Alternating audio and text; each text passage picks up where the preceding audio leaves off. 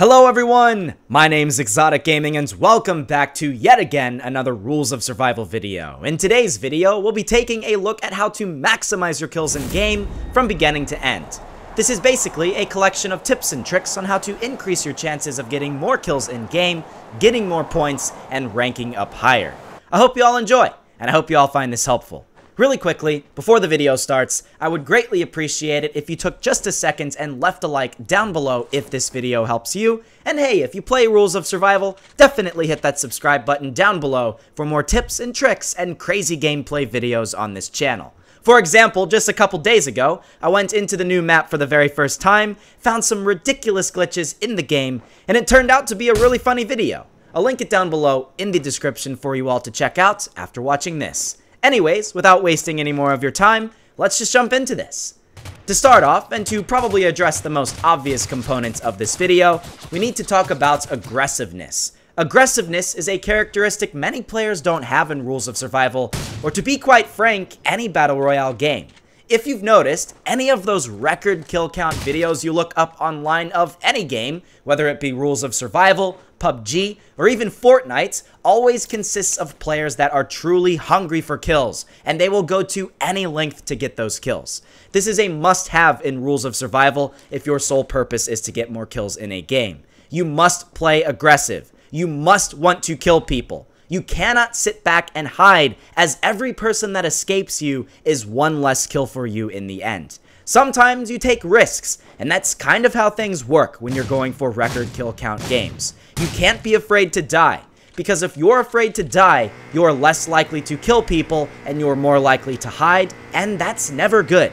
Truth is, it gets boring sitting around for many minutes at a time inside a bush or in a building not encountering anybody.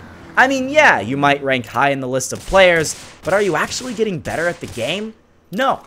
If you're starting out, you need to encounter players often and engage in fighting very frequently to get better at the game. That's a must. It's a high-risk, high-reward scenario. And if you're willing to take the risk, let's look at how to maximize your reward and minimize your failures. Right off at the beginning, you must be in this aggressive frame of mind. So don't drop into a sparsely populated area. Don't land at the top of a mountain or in the middle of a grass field because there won't be many other players around you. Look at the minimap when you first get in the plane and see where the line is traveling over. If you see it travel over or very close to a big hotspot area, like in the old map, Rust Bay, Research Edifice, or Echo Valley, or in the new map, Traffic Hub, Oil Factory, or Sirius Ports, go there. Like I said, high risk, high reward. Every time I drop into Traffic Hub in the new map, I encounter at least 10 players there right off at the very beginning. Now, I might not kill all of them, and yes, I do have a pretty good chance of getting killed myself. But if I'm lucky, and I'm willing to take the risk, payout can be big in the end. I've gotten up to 8 kills in a matter of 5 minutes or less in Traffic Hub, and that's just one of many, many areas of high concentration in Rules of Survival. However, be smart. Don't just blindly run at players. Always be careful and aware and defend yourself if you're getting shot at. You need to balance attack and defense equally. Don't let the defense frame of mind slip away, because then you may get shot in the back and that'll be the end of your adventure trying to get a record kill count game. Now, how do you maximize your chances of surviving when you first drop? Well, it's pretty obvious. You need to get a gun fast. Calculate a beeline trajectory to the area you're going towards and keep yourself at max speed all the way down.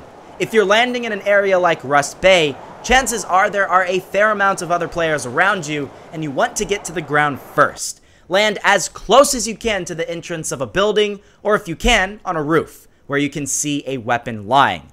You want to equip that weapon as fast as you can, so the second you touch the ground, spam press that button to equip the weapon, and at that point, it's showtime. Now, if you notice someone going for a roof you're going for, and they are going to land before you, don't land on the same roof. That person will see you coming down, and they will either shoot you out of the sky, or once you land. So find an area where you're near many players, but not in direct close range of fire of someone who has the upper hand advantage to you. This may mean changing your landing area at the last minutes. Now, that's not something to be alarmed about, but just be prepared. That happens a lot. Ideally, if you're landing on a roof, you want to look for a rifle. so something like the M4 or the M14 EBR. And if you land on the ground, where you have to immediately enter hangars or buildings to loot, you might want to get shotguns or SMGs. You should always have a shotgun regardless where you land in a town in the beginning of the game, because you will encounter a lot of close-range players. After you land and get your gun, if you're going for high numbers of kills, you really shouldn't spend tons of time looting for unnecessary things. The longer you loot, the more players die, and the less kills you get. So only loot bare necessities. Get your guns, ammo, armor, and health, and expect to find more of that stuff off people you kill. If you're going for a record kill number, you're going to inevitably kill many enemies, and those people will have the stuff you need. So while these other people are still cluelessly looting up, you can get the drop on them pretty easily with a shotgun or even a rifle at close to medium range. Pay attention to footsteps and gunshot locations. You want to play aggressive, like I said, so go in the direction of footsteps and gunfire. Now, don't play stupid, and don't get yourself into a situation where the person you're hunting has the advantage over you, but make sure you get them before they're out of range. Again, high risk, high reward. But always defend yourself and have the upper hand advantage. Always crouch so your footsteps don't show up on the enemy's maps, and that way you can get the element of surprise on them. Here's another side note.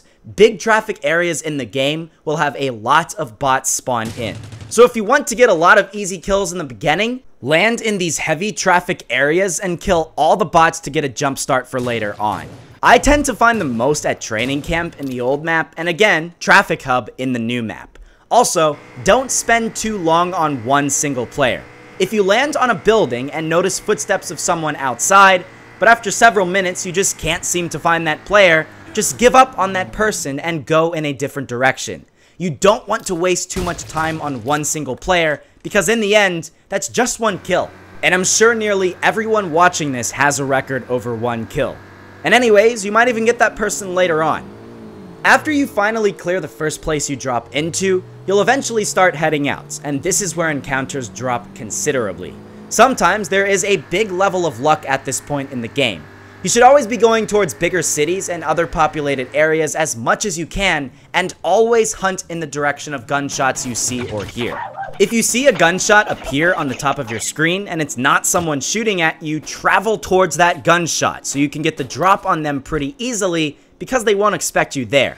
Obviously, after your first drop location, you ideally want to have at least one rifle with some sort of scope, as you'll be traveling in more open areas with encounters at longer range. If you find someone shooting at you, obviously do what you're supposed to. Fight back.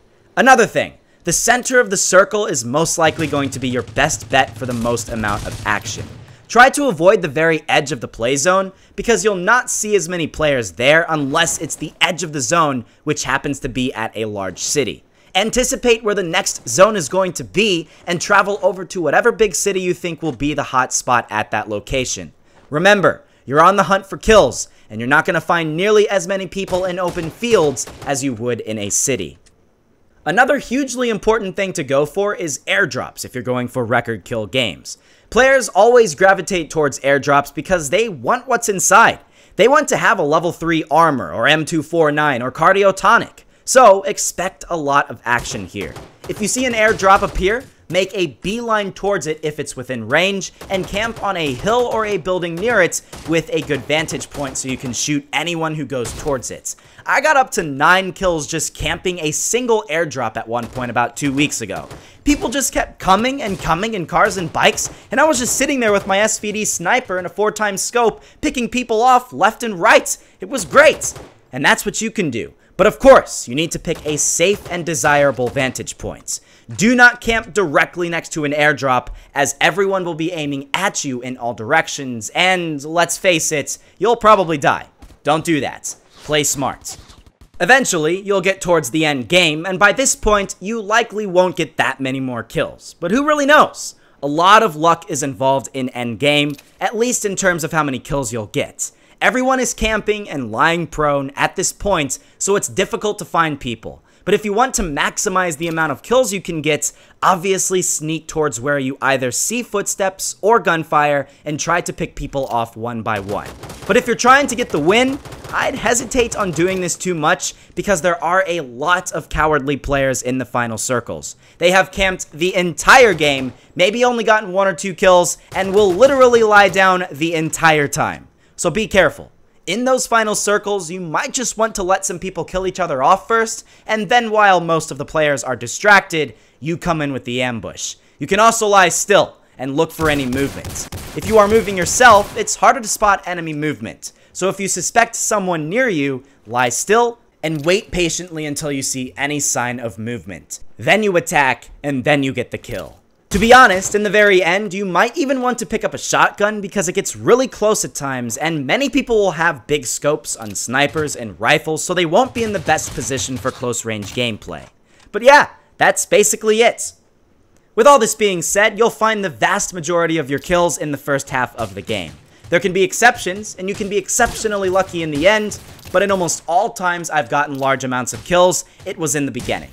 Now, if you're listening to this video and you want more specific tips on how to survive the beginning, middle, and end, I'd suggest checking out my Rules of Survival playlist and watching the video simply titled Rules of Survival Best Tips and Tricks, because that pretty much covers everything you need to know on how to survive till the end. However, it does not tell you how to maximize your kills, which is what I hopefully explained well enough for you in this video. So I hope you all did enjoy, and if you watched this far, I would really appreciate it if you left a like down below. It means a lot. Also, subscribe for some more Rules of Survival tips and tricks videos. You guys really seem to enjoy them, so I'll keep doing them. Check out the video I'll have linked in the description, and that's it. Thank you all for watching, and I'll see you all in the next video.